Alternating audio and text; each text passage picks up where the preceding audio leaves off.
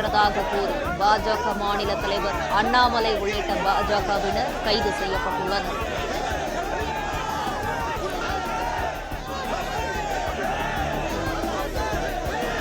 கோவையில் தமிழக அரசை கண்டித்து பாஜக சார்பில் கண்டன பேரணி நடைபெற்றது.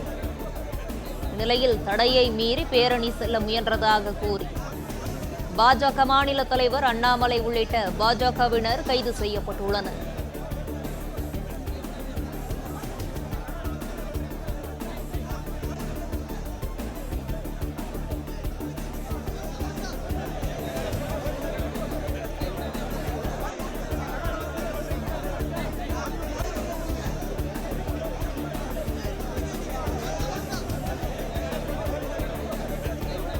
இது குறித்தான விவரங்களோடு இணைகிறார் செய்தியாளர் நேசராஜ். வணக்கம் நேசராஜ், இந்த கைது நடவடிக்கை குறித்தான முழு விவரங்கள் என பதிவு பண்ணலாம்.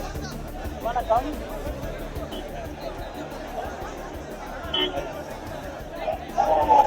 வணக்கம். கோவையில் கடந்த 1998ஆம் ஆண்டு பிப்ரவரி 14ஆம் தேதி தொடர் குண்டுவெடிப்பு நடைபெற்றது.